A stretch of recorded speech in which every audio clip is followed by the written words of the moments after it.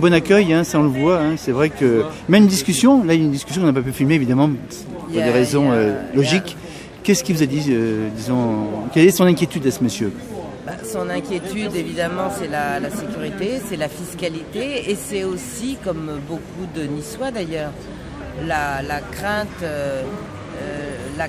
d'être vu par le maire ou par son équipe en train de discuter avec moi, ce qui veut bien dire qu'il y a une espèce de chape de plomb qui pèse sur Nice et qui fait que les gens s'exprimeront certainement de façon plus active dans l'urne qu'ils ne le font aujourd'hui face aux caméras.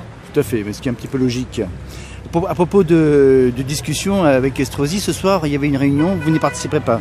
Non, parce qu'écoutez, je considère que depuis le début de cette campagne, j'ai joué le jeu parfaitement démocratique. J'ai fait des conférences de presse thématiques. Je me suis rendue au premier débat organisé il y a environ 3 semaines. Et je considère que vu les retombées et vu surtout le traitement qui est fait dans la presse aux gens qui ont quitté le débat, je pense à M. Bettati ou aux gens tels M. Estrosi qui n'ont même pas daigné y venir, je trouve que c'était parfaitement injuste et parfaitement antidémocratique.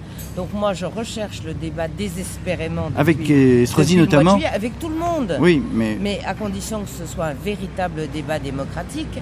Et l'utilité d'un véritable débat démocratique, c'est non seulement de pouvoir s'exprimer, mais aussi de pouvoir échanger sereinement, je dirais, sur un bilan. Parce que je rappelle que chacun de mes adversaires politiques,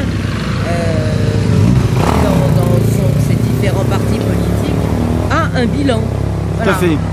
Nous n'avons jamais été aux affaires ces 6 dernières années sur la municipalité de Nice, donc nous ne sommes pas responsables de l'état de délabrement dans lequel se trouvent par exemple les finances de la ville et de la métropole. Voilà. Et moi j'aurais bien aimé débattre non seulement du bilan de mes adversaires politiques, mais aussi d'avoir un débat projet contre projet. Or il s'avère qu'à 1 mois du premier tour, c'est impossible d'avoir cela. Ça veut dire qu'il ignore les Niçois en fin de compte, c'est ça, un peu quelque part. Il y a un mépris total du peuple niçois, mais ça vous savez, je pense que quand on méprise le peuple de France, il n'est pas du tout anormal qu'on méprise le peuple de Nice. Nice est en France. Tout à fait, tout à fait. Merci bien.